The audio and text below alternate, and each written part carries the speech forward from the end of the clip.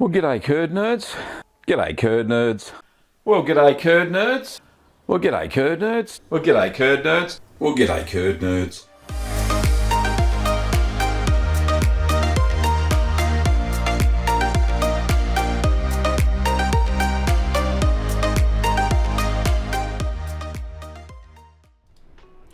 Well, g'day, curd nerds, and welcome back. I'm Gavin Weber, the host of the show, and today is episode 339. Happy New Year to everybody. It's fantastic to see so many people in the chat. Let's have a look. What's the score so far? 35 watching the show, so thank you so much, everybody, for turning up. It's fabulous to see you here. What's been going on? Oh, first of all, let's say a big thank you to all of the members and patrons that support the show. A big shout out to Jeffrey, who signed up for YouTube memberships, and everybody else there. My heartfelt thanks for continuing to support the show. It's absolutely fantastic. Let's not forget the patrons. Thank you to Bronwyn for becoming the latest patron over on Patreon. The link is down in the description below. But thank you so much to all of the patrons and all of the YouTube members for financially supporting the show. Without it, I wouldn't be here. Honestly, it really does help so much. Okay, first things first, we hit, if you can see on the back, can we see? Is it working? No. Come on, Gav, get it right. No. There we go. 340,000 subscribers. So I thank you all for subscribing to the show. It really I get chuffed to bits when I look at the subscriber count. And I know that's not how many people actually watch the show, but it really is fabulous for this old bloke anyway, who's been on YouTube since 2010. What's that? 15, nearly 15 years now. I think I signed up in February of that year. So nearly 15 years on YouTube. My goodness. I am one of the OG, aren't I? For those who didn't see it, there was a podcast interview, not me interviewing somebody like I normally do on the Little Green Cheese podcast, but there was a podcast interview by... I was a guest on a podcast called 50 Tastes of Grey, hosted by Matthew Gray over in Hawaii. And I had a rip snorter of a time there. We talked for an hour and a half. It was just good fun, really good fun. Let me just can we grab that? Let's grab at that. Where is? Right, let's see if I can find it on the YouTubes. Go to YouTube, where are you?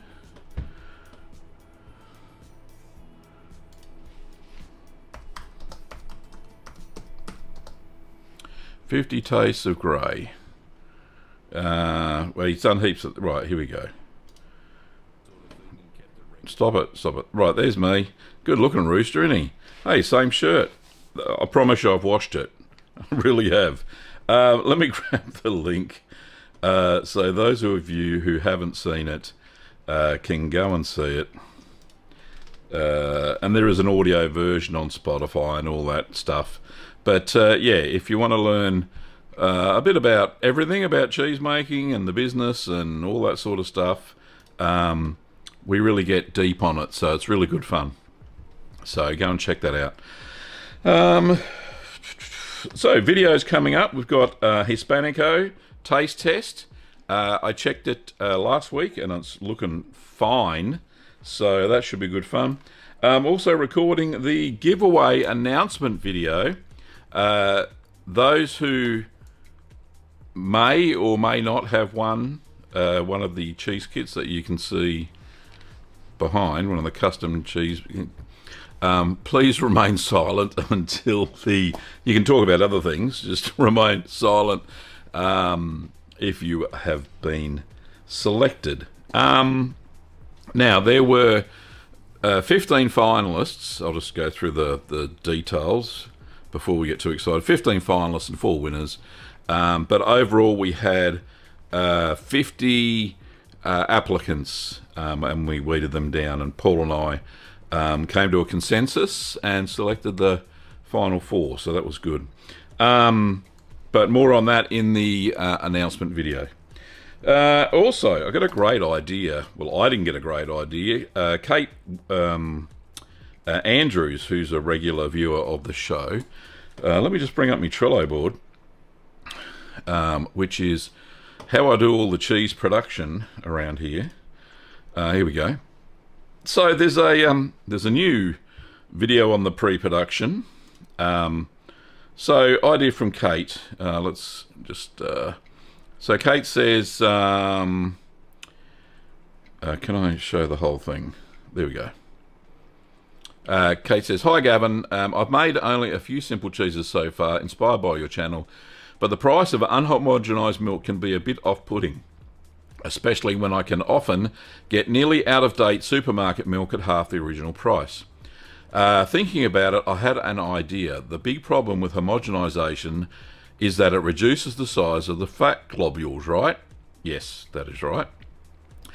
"Then the artificially small fat globules wash away in the whey rather than cling to the coagulated proteins when rennet is added." That's exactly right.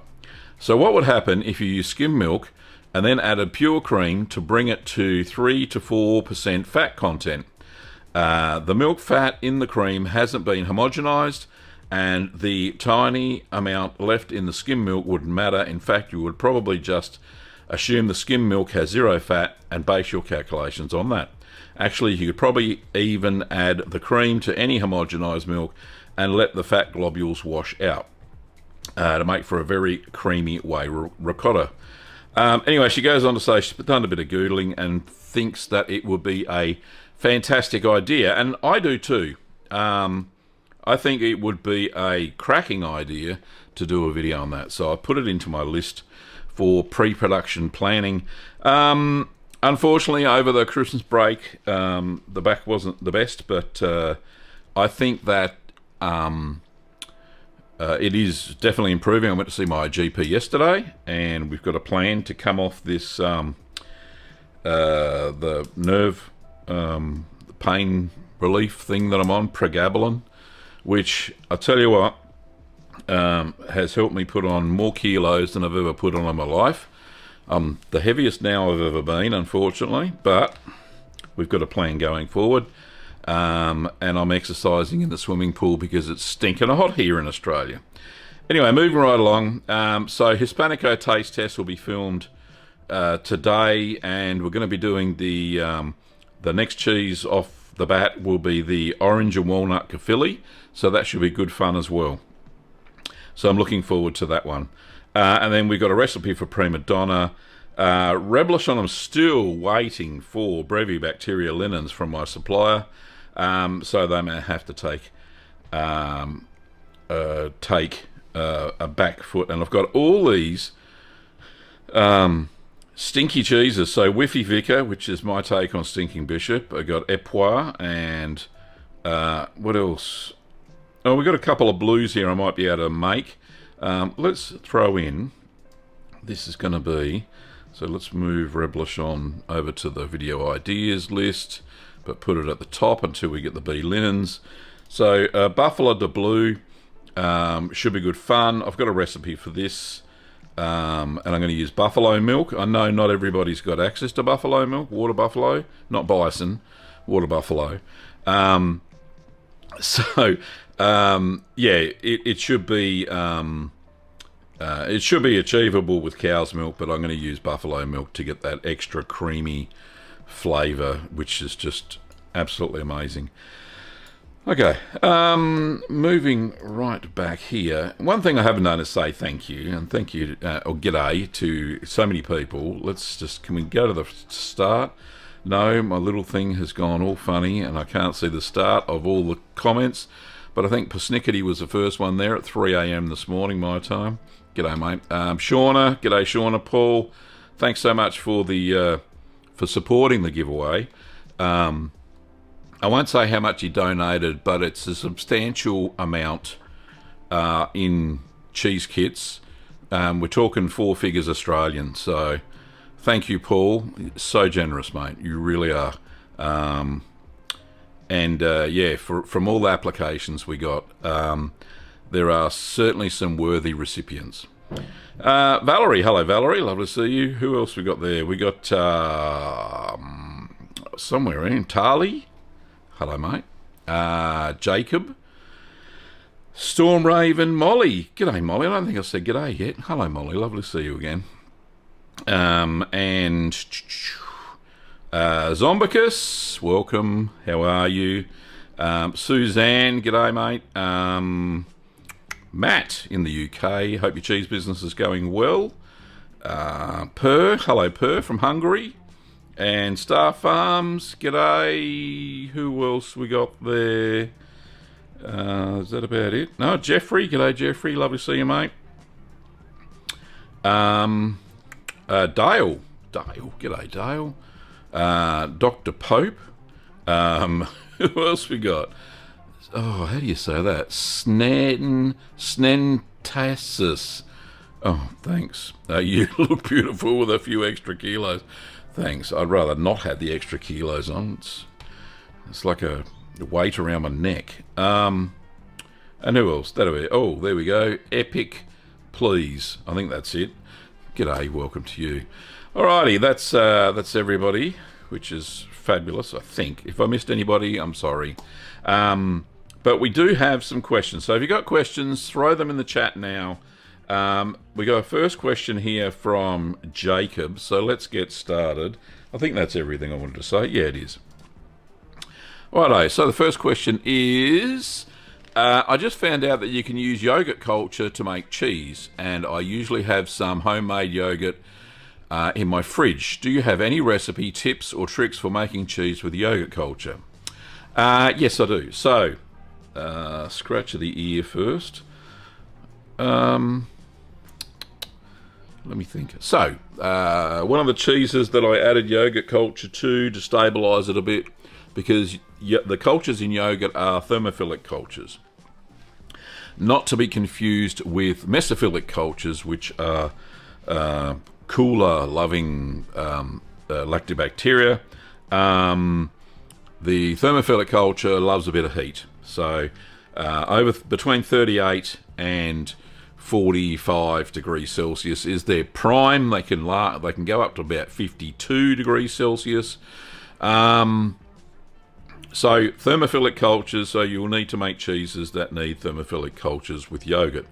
Any other type of cheese that you try to make with yogurt culture just won't work properly. Now, the cheeses that I've made with yogurt as a culture, I made my triple pepper jack with yogurt as a culture. No, sorry, I used buttermilk for that one, not yogurt. Buttermilk is a mesophilic culture, aromatic mesophilic, but the dosage is very hard to determine with buttermilk because, you know, manufacturers make them all different. Anyway, so using yogurt culture, the cheeses that I made were gorgonzola. I think I added some to that. I also have made let me think. Goodness me, what is it? Mozzarella.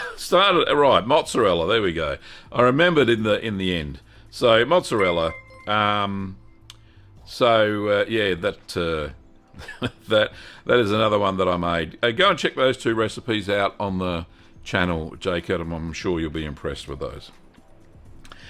We do have a super chat already, which hasn't come up on the flashy flash thing. So let me just do that.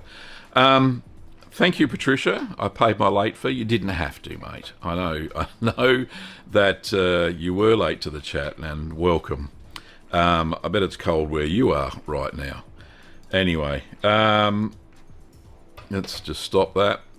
Thanks, Patricia. And Jacob says, thanks. No problems, mate, for your question. some other commentary here. Sean says, my fiance and I finally caught your stream. We're big fans. We H. I don't know what the H bit is. We hope you have a new year. Good new year. I don't know. But thanks, Sean. And fiance, that is nameless. Who else we got? We got Storm Raven says, I had wondered about the idea of adding cream. It seems plausible. Yeah, it does. I'm certainly going to do an experiment, Storm Raven, on it in a video. So I'm going to use skim milk, and skim milk here in Australia it's like coloured water, which I may have mentioned before. It is 0.1% fat, and it looks like you've got some water and waved some cream cheese over the top, and a little bit fell in. But that's kind of what it looks like, and it's got about that much fat content. So yeah, that it should be an interesting video, because I'll use Pearson Square to calculate the fat content, how much I need to get to about 3.8% fat, total fat. As for the proteins, skim milk is high in proteins because they don't skim that out. They only skim out the fat via the cream and sell it to you as butter or cream or what have you. And depending on the store, the price may be higher. They still say it's homogenised, but because it hasn't got any fat in it, it really isn't. Well, it is, but you know, they homogenise it first, then skim the cream. Anyway, moving right along. Tali says that meds can be so bad for weight gain, and sore back doesn't help. No, it doesn't. You know, a funny thing is, I went to the doctor yesterday to see my favourite GP, who's our family GP, and I'm going to him. Yeah, I've been great for 2 weeks because I've been doing, you know, exercises in the pool 3 times a week. You know, got a little routine. The first time I got injured, way back when, it was about 2007-ish, I had a back injury. That's when it first started. It was all about the 3-legged goat. I don't know if you've seen it before, you'll know. But yeah, to get better then, I did hydrotherapy, which is, you know, they actually do in a warm pool, and you do a whole bunch of exercises. And you do this routine once every 2 days. So because the weather's quite hot now, I've been doing I found the same routine. I found that in my gym bag. I don't think I'll be going to the gym anytime soon, but I found it in my gym bag, and I've been replicating that routine, and it seems to be working over the last 2 weeks of less pain. But I went to the doctor yesterday, had to drive first time for 2 weeks, and got a bit of pain in the back again, but it's settled down now because I did some exercises last night, so that's good fun. But yeah, pregabalin is awful to come off of. Yeah, I know. I tried once and the pain came back really quick. I'm on a very, very low dose. So for those who are in the know, 75 milligrams a day. So 1 tablet in the morning, 2 in the evening. So it's not too many. It's not too much. So I don't think it'll be too hard to come off. I've been on it since July though. So it's 6, nearly going on 6 months. Anyway, moving right along. Persnickety says, hope the milk idea works out. I think that's been my issue with cheddar styles. Could have been, and I have noticed when I have used pasteurised and homogenised milk, that the structure of the cheese is certainly not as good as when I use unhomogenised milk. And yeah, a lot of the fat does wash out with the whey. And you can see it because it's so small, it doesn't stick. What else? Who else? Molly says that she's got a Ostkaka in the oven, perfect cheese for cold weather. Indeed, it's more of it is a cheese-ish, because you have to make the cheese part before you start, and it is a really nice dessert. When I made it, Kim was she was a bit sceptical of what it was going to taste like, this Swedish cheese thing. But when I made it and we had some, it was like cheese custard. Does that make sense? But it was sweet and it was delicious. So that was good fun. Tali says, is there a minimum size recommended for making Swiss or baby Swiss? I'm limited to my pot size, but want to give Swiss a go. It's our favourite. Tali, the bigger the better, because the eyes are then bigger. I would not use anything less than 8 litres of milk, which is 2 gallons-ish. Don't use anything less than that. Nobody can... You can't... Well, not can't. It's just physics. Smaller wheels just don't get that eye development.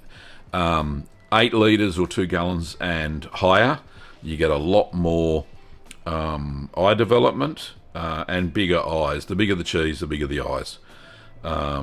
So, yeah, that's my recommendation. Don't go any smaller than 8 litres. 8 litres I can do just. Well, that's good. You're in luck. So that's absolutely perfect. Now, I did forget to mention that we do have a gallery. I better write that down on my little list of things. We do have a gallery today, and there's quite a few photos, which is great. Now, one thing that unfortunately happened late last night, because I sent out the email to the winners of the giveaway late last night, attached ebooks, and one of the ebooks was like 15 megabytes of my email box filled up, and any emails I got overnight were rejected back to whoever sent them. So I've cleaned all that up. So if you sent me an email from, say, 10 p.m. last night to now, which is in the last 10 hours, please resend it, because I just didn't get it, unfortunately. So, yeah, I do have some gallery photos. There were also some gallery photos coming in at the time when it filled up, and I only got 3 of the submissions. So there are some, which is good. Yeah. Jose says, G'day, Gavin. Happy New Year to you. Happy New Year to you too, Jose. And to all the beautiful people in the channel.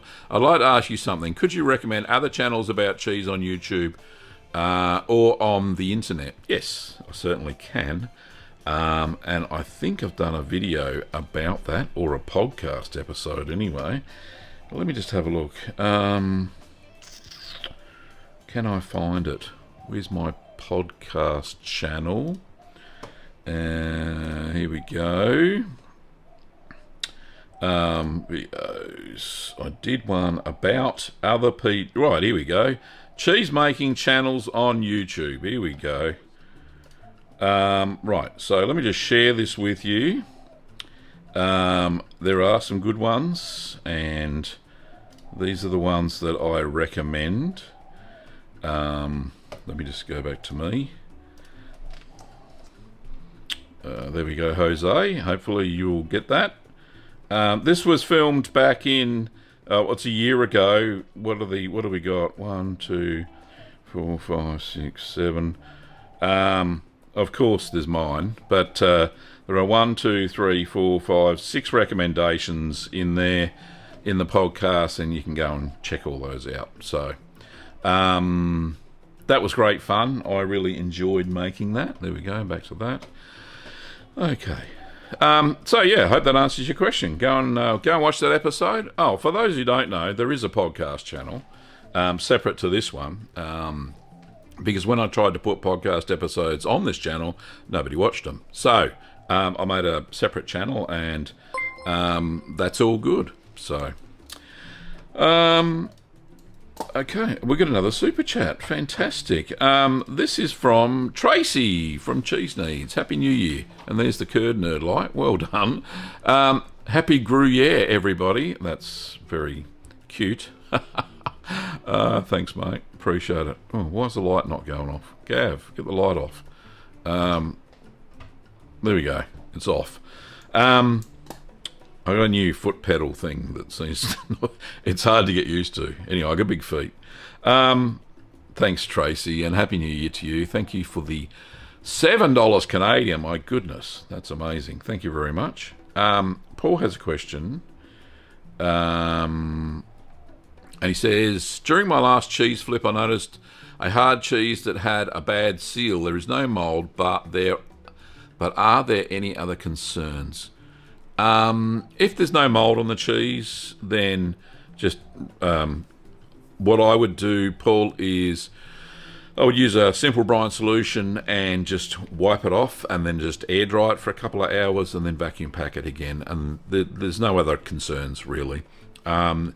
If you notice that the bag went saggy or something like that, then yeah, that's a sure sign that there is no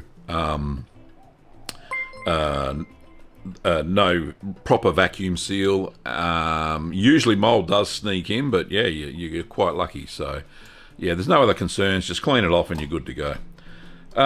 Paul, thank you so much. Very kind of you. There's the Curd Nerd light, as always. The automated thing doesn't seem to be working at the moment, so I'll have to go and look at IFTTT to see what's going on there, but which is the tool I use to control the Curd Nerd light. Where's me bloody foot? There we go. Did that turn it off? There we go. Fixed it. Oh, what's going on? Turned it off and turned it on. There we are. Fixed. Jose says, hi Tracy, I don't need a recommendation. I follow your channel and love your videos. There you go. Yes. She is on the list. She's on the list of the cheese channels that I love. Anyway, moving right along. Thanks, Paul. Appreciate the $25 US, mate. That is a New Year's present. Yeah, fantastic. Cheers, mate. Alrighty. I think it's time for the gallery, ladies and gentlemen. Let me just cue that up on monitor number 1 with the comments and stuff. What's going on here? No, whose cheese is that? Right, that's the cheese I want. Okay, so the gallery, just so you know, is brought to you by you, the Curd Nerds. So the first submission, and I'll show you how to submit photos at the end of the session. So the first submission is from Anthony Atkinson. Thank you, Anthony, for sending those in. Anthony says, "G'day, Gav. Here is the 3-month farmhouse cheddar that turned out perfectly. If you recall, I took the last one out at 1 year and it was grainy and dry. This 3-month is just right. Merry Christmas, Anthony." Thank you, Anthony. Yeah, indeed, it looks lovely. Nice and crumbly, probably a little bit creamy as well. It doesn't seem like that's possible, but it certainly is with a farmhouse cheddar. You get a lovely rich texture, a little bit of sharpness as well. 3 months is probably just right for the farmhouse cheddar. A full-blown cheddar where you do proper cheddaring instead of stirring instead. You can age a lot longer due to the structure of the cheese, but the farmhouse cheddar is best around between 3 and 6 months. Is absolutely perfect for that. Thanks, Anthony. The next submission is from Jeffrey. Now let's see if I can find Jeffrey's photos. I think these... Yep, there we go. Jeffrey says, "Hi Gavin, Merry Christmas and a Happy New Year. I sent some photos for tomorrow's stream. Not sure if it's too late." No, it's not. Yeah, what is it? But I did get your book the day before Christmas, so thanks for that. Yes, Jeffrey ordered a book from me for his Christmas present. Anyway, the first 3 photos is your Christmas cheesecake. My first cheese I've ever made, that the day before Christmas. It was okay, but I would like it sweeter as I do have a sweet tooth. I think there's another photo. There it is. It looks lovely. Usually get a fair bit of sweetness from the dried fruit, Jeffrey. I found that. But yeah, because this is a fresh cheese, and it's meant to be eaten within 1 week, you can add some sugar to it. So add some fine sugar so it dissolves, like caster sugar or something like that. Probably would be best if you want to sweeten it up a bit. The next photo, this is second photo is your Persian feta. It did not turn out great. Oh, it did turn out great. The leftovers are in the fridge in the 10% brine, and I cannot stop eating it. The only thing is that when I put the cheese into the brine on the first day, I went to turn it, and it was slimy. Then the second day, it was even more slimy, so I took it out and pat it dry and then left it room temperature. And now the finished product is in jars, and it tastes amazing. It was made in the book... Sorry, the brine made in the book was really cloudy. Is that normal? Depends on the salt. If you use salt that has table salt that's non-iodized and it has anti-caking agent, it's the anti-caking agent that makes it go cloudy. But anyway, that's a great looking setup. Nice looking press you've got there. Might be able to get some really heavy weights on it, but not sure. But certainly lighter weight pressings are pretty easy, especially with the milk bottle thing you got going on there. There's his feta all cut up, and he's got it stored in his mason jars with all the bits. And yeah, it will become some very nice flavour. Now, as for the cloudiness, not the cloudiness, the sliminess in the cheese, the brine, 10% brine is a very low salted brine, so you absolutely have to add calcium chloride and vinegar to it. You may not have added enough vinegar because it has to match, the acid of the brine has to match the pH of the cheese itself, which is, if you don't, that's when you get an ion exchange, which makes the cheese go slimy, a calcium ion exchange. The calcium chloride that you put in there helps stop that as well. You may need to put a little bit more of that in as well. And that stops it. That's what I've certainly found anyway, and the science says that that's what works. But anyway, thank you for, Jeffrey says at the end, enough talking. Thanks for turning me into a curd nerd, Jeffrey. Thank you, Jeffrey, and thank you for being a curd nerd. Okay, the next photo, no, we've done Anthony's, is Persnickety. Persnickety is in the chat for sure. Let's have a look. Persnickety says, "Hi Gav, and a happy new year. So I did a thing.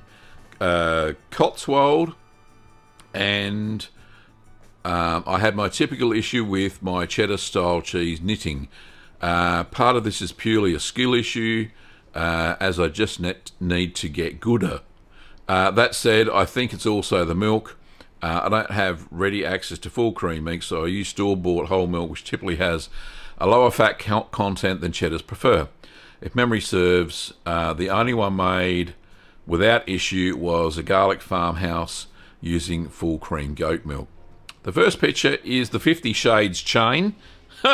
Oh, yes, I remember that episode. "Supplying 60 pounds or 27 kilos of pressure, using 16 suspended pounds, 7.25 kilos on the Cotswold. The next is the unknitted after 20 hours, only helped by the Queen's under vacuum seal pressure." Hang on, let's have a look. What's he talking about? Yes, yeah. So one thing, is the temperature of the room that you're making the cheese in cold? Have you been able to keep the cheese warm during pressing? And you may not, because of your setup. Because you're making bigger cheeses, persnickety, it may be difficult to do that. I have found that with some of the cheeses that I've been making lately, including the Hispanico that I made before Christmas, it knitted really well when I pressed it under whey, when the whey was warm, and I managed to put some weight on, just a little bit of weight at the start, the first pressing, under whey, and that kind of helped knit it to get a lot better because the cheese was warm still. So then when I transferred it to the press properly, I didn't have too many issues with knitting together, so that may help. So okay, so your comment is, yep, was able to keep them warm during the cheddaring, so either crumb size milk or both. Could be, yeah, so you're going to have to experiment a little bit with that, I think. But that's a massive cheese. What's that, 8 pounds, which is about 4 kilos. A little under 4 kilos. And there it is, pressed, well, helped with the vacuum sealer, which will fix some of the issues that you've run into. So congratulations. This is a double banger. So this is the next is the perennial pepper jack, made on December 30th with the 50 Shades chains, performing particularly spectacularly at delivering 50 pounds or 23 kilos using 12 pounds or 5.5 kilos on each Dutch press. 1 pot per brick, 5.5 and 4.5 pounds. MA11 culture was used for the Cotswold and the jacks. Okay, let's have a look at these. I love these rectangle moulds. I wish I could get my hands on some of these in Australia. The only ones I've got is the more flimsier ones. These are like solid, can we zoom in a bit? Solid ribbed moulds that form a really nice cheese. And let's just have a look at that cheese. There it is there. What a nice solid brick of cheese that is. But yeah, a lovely looking pepper jack there, Persnickety. You've really mastered this one. Yeah, and it's all closed up and it looks fabulous. So I'd love to sample some of that one. But anyway, also moving right along, this is also salvaged about 1 kilo of ricotta from each, weighed, frozen, and then bagged for deep freeze. Image includes 1 kilo and a bit from a earlier Parmesan style. So these are all ricottas that you've frozen. Oh, okay, and you've written the original cheese it came from. So that's interesting. I dare say, so this is a bit like ricotta salata, I suppose. That's a really cool way of making it and keeping it. And I'm just wondering if it's still crumbly when you get it out of the... if it's still crumbly when you get it out of the freezer, once it's defrosted, of course. Or it's a bit firmer like ricotta salata. So let me know. What else did I say? Oh, and finally, Happy New Year to you all. I think that's how you say it. Curd Nerds and Stay Fresh Cheese Bags. Curd Nerdly Persnickety. Thank you, mate. Appreciate it. Now we have a few photos from Scott. And Scott has sent through, says, hi Gavin, the first photo is cutting open a Coastal Blue this morning. Hope you are well this new year. Yes, I feel great, thanks, Scott. And that's a great looking blue cheese. Look at those, the vein development, very nice, looks really creamy too. So I'm not sure how big this cheese is. It's sitting on the edge of the table, so it looks fairly big. Scott doesn't say how big this cheese is, but it looks really good. Next cheese, this one is, we have Nigerian dwarf goats, and I made a manchego, and that looks nice and white too. Goat's milk cheese is always a delight. The next one, my goodness, what is this? This is a local specialty called cup cheese. That is of Swiss Mennonite origin. It is produced locally and is very loved or hated for its runny, gooey viscosity, which is true even when refrigerated, as you may tell by the picture. I have made this multiple times using the Mennonite cookbook, but the result is very different from the proprietary process. Cheers and cheese, Scott. So there's another photo here on... This is what he's got. Schenk's Cup cheese. Good protein source. How much fat has it got in it? Fat percent. 0%. 0% fat. Saturated fat. Okay. So it's just full of proteins and salts. Calcium. No iron. No potassium. No added sugars. My goodness me. So, cultured skim milk, water, bicarb, salt, and enzymes. Yeah, that kind of reminds me of, what is it? Harzer cheese is made with bicarb, which is a German cheese. And they let it firm up a bit and call it Harzer roller and roll it into rolls. Very similar to the Handkas cheese, but Harzer is they add bicarb to it as well to neutralise the taste, and it's made out of skim milk, so could be the same sort of process. It'd be great to get a look at the recipe. Scott, if you're watching, you can shoot that to me. That would be fantastic, and I'll have a look at it. It'll be an interesting addition to the cheese making tutorials. But thank you, Scott, for that. That's it. Shank's cup cheese. Very nice indeed. Not sure what it's going to taste like. If it's anything like the hand cars, then it's going to be a little bit fruity. There you go. So, thanks one and all for sending in your gallery photos. Let's just have a look at how you send photos to me for the gallery. Let me just bring that up. Right, here we go. So you go over to the channel page, if you're already on it probably. But yeah, you go over here and you go to the main page, the home page, and you go to this bit here. Do you want to become a Curd Nerd? You click on more, and bingo boingo, you can click on the email address. This is for business things or for sending photos through to me. So shoot your photos through to that email address there. I'm not going to click on it or I'll get spammed. But yeah, send that through. Oh, 890 videos. Goodness me, that's a feat in itself. I'm always amazed when I see this panel. I'm not trying to blow my own trumpet, but, 15 years on YouTube. Maybe I should have made some more. Yeah, that's how you send your photos to me for the gallery. So please do so.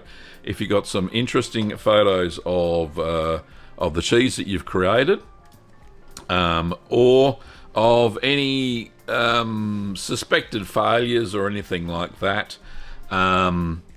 So yeah, that's all good fun. Tali says 890 videos about cheese is pretty cool. Yeah, it's a bit of an accomplishment, I suppose. But out of those 890 videos, you can remember. Excuse me. Take a sip. Out of those 890 videos, 339 of them are Ask the Cheeseman, this live stream show. It all gets counted. Cheese making videos, so there's about, I don't know, what's that, about 500 odd. So that'll be taste tests and what's the other thing? Taste tests and tutorials are the other 500. So, yeah, good fun. So, there we go. Thanks. Akosi, welcome. Hi, Gav. I've been so busy with work and not been able to join. Nice to get to say Happy New Year to all the peeps. Made some Lancashire and had some cheddar matured for Christmas prezzies. Always a joy. Sounds fantastic. The Lancashire cheese, and I made it twice. I made it twice. I made one to start with, and then I made one on a video about it. I thought it was quite a nice cheese. So, yeah, interesting little twist on cheddar, so always good. But yeah, giving away cheese for Christmas presents is always a joy, that's for sure. Under pressure. Right, now I get it, Persnickety. I didn't get the joke before, but well done. I love Queen as well. All right, next question. I don't know, do we have another question? Where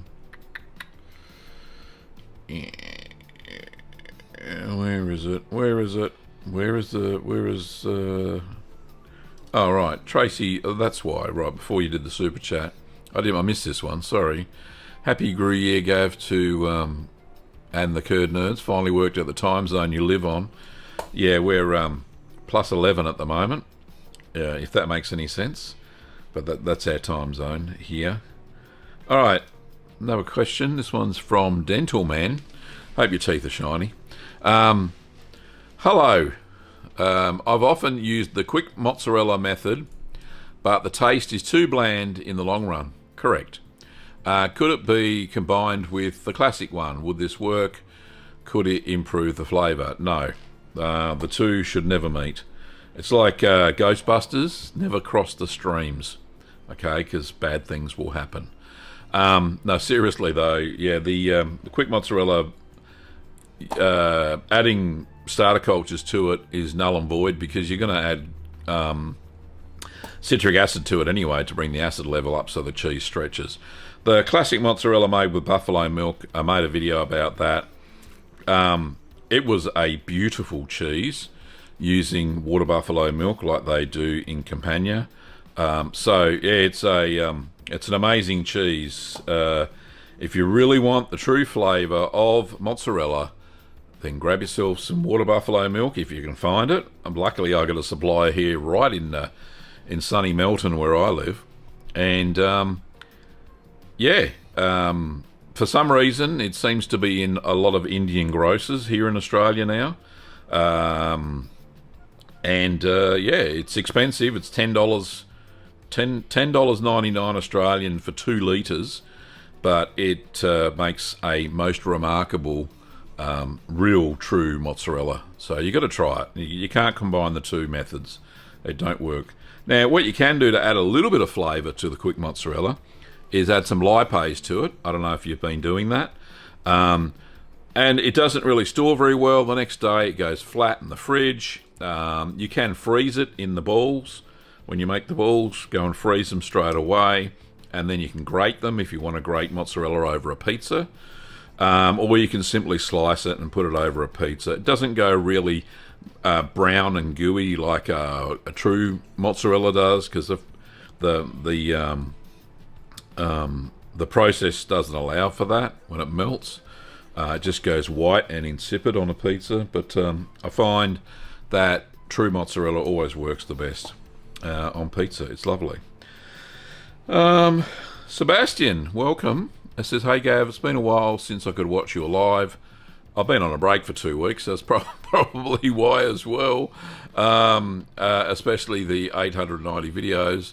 It's minus 20 degrees Celsius, I guess. Is that Celsius? I hope. I guess it's time to make cheese, nothing else to do. Minus 20 degrees. Could be Fahrenheit, which is just below free. Well, I don't know, that's bloody cold. Minus 20 is cold. Anyway, question from Tali. What kind of cheese is the smoked round with brown skin that you buy in the supermarket? It's almost like plastic cheese. Yeah, it is. It's a smoked Dutch cheese. That's what they call it, smoked Dutch. And it is a processed cheese. If you're going to have a look on the packet and have a look at all the different ingredients that's in it, and yeah, it is almost like plastic, and so is the brown skin. I'm not sure what the brown skin is, but it really shouldn't be eaten. I think it's a coating on the cheese. I actually bought some in Holland, or the Netherlands, when I was there back in, when did I go there?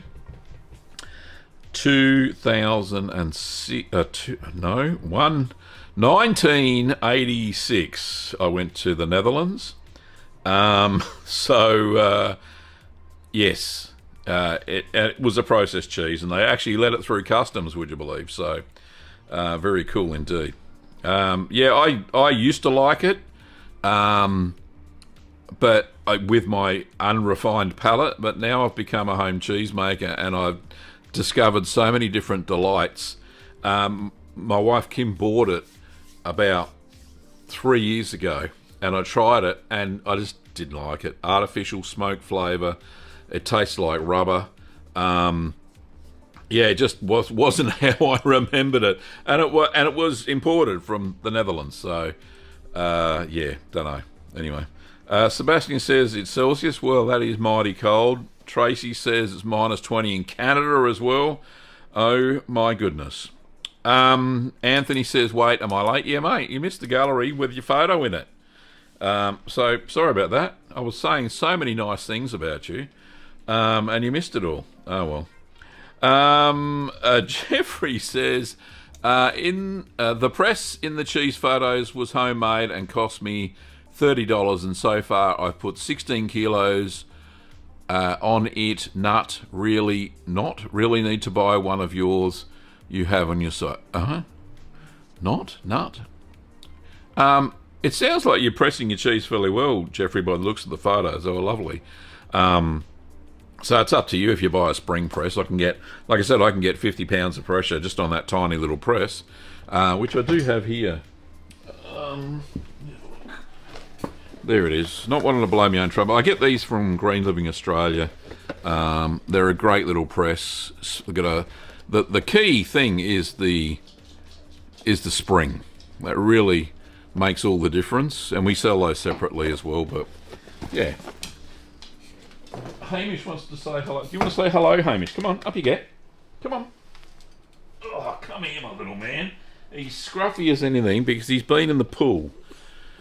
He went in the pool yesterday and we haven't brushed him since, but there we go. There's Hamish. Oh, thank you, Hamish. You love your daddy, don't you?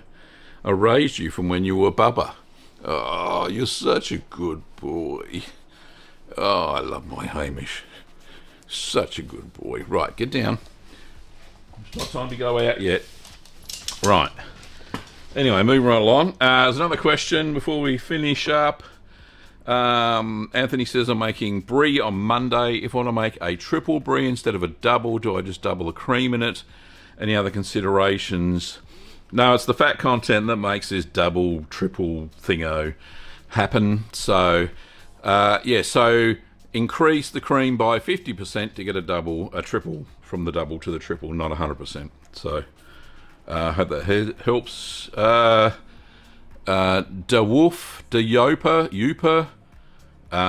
says, have you ever tried Pule cheese, which is from donkeys? No, I have not.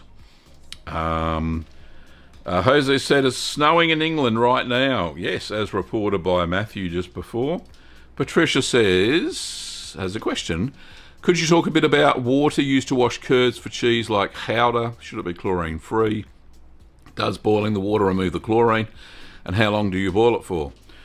It is a good question, and yes, I boil it and then let it cool down to the target temperature of the washing.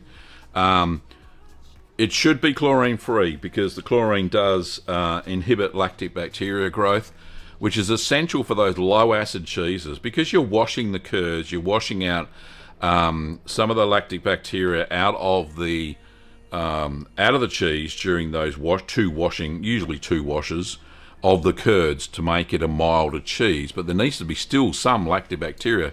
Using chlorine in the water inhibits and kills the lactic bacteria, and that's not good at all. So if you can remove the chlorine, that's fantastic by boiling. It depends on the type of chlorine that your water board puts into the water. I did read something about that once. They've changed to a different type of chlorine that doesn't boil out. So just check that. For washing now, I use just pure water. I get it I get a 10-litre box now. It cost me about $4 or something like that Australian. It's cheap as chips. So I just use that now for the washing. I think of the first couple of ones, like the Edam that I made, I used chlorinated water, and you saw the result of that. It went late blown because there was just not enough acid in the cheese to kill any of the butyric bacteria that may have been in there. So, yeah, definitely use chlorinated free water for Howder, and Colby's another washed curd cheese. So yeah, use those. What else we got?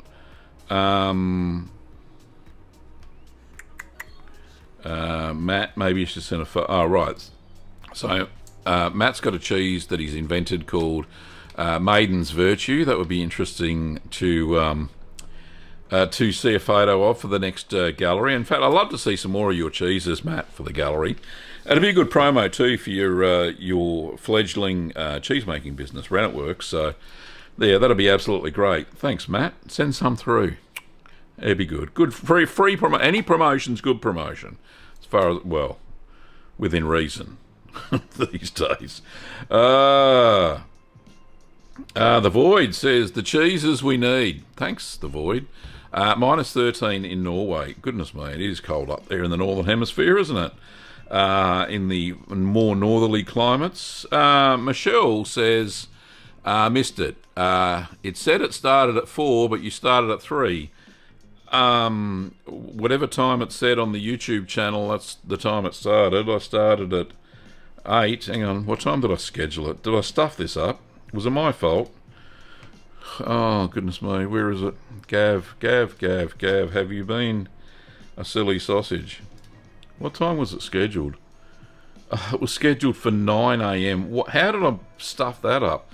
I am so sorry, Curdners. Those who have just joined, which seems to be a few of you right now. I started earlier. Oh, I don't know how I marked that one up. Sorry, I scheduled the time wrong, but I started at the normal time for me, which is 8 a.m. Sorry, Michelle. I am so sorry. But, no, you are 100% right, Anthony. I'm just looking at it right now at the scheduled time, and it says 9 a.m., which is in 4 minutes' time. Yeah, it's YouTube's fault. Blame YouTube, not me. Oh, no, I'm sorry. Oh, goodness me. Yes, the time. Storm Raven says most chlorine evaporates after 24 hours.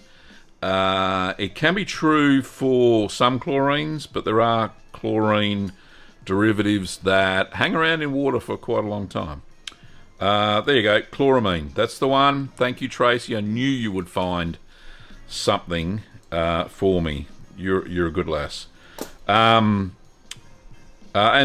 just on that, Tracy, I'm sorry that you had to get rid of your goats. I saw something there on the Facebooks that you had to you're selling your goats, which is not good because the price of feed's expensive. The price of baby goats has gone down, so it's not economical to do that. But that's sad because you loved your goats. I know you do. Alrighty, moving right along. Anthony says this means that Gavin is obligated to go for another hour. I don't know how am I going to talk about more stuff? I could repeat the gallery. I don't know. Anyway, moving right along. Thanks, Gav. That's appreciated from Matt. Yeah, mate, send the photos through. I don't mind at all. People are very interested in the amazing cheeses you're making in your little your cheese room that you made on your property there.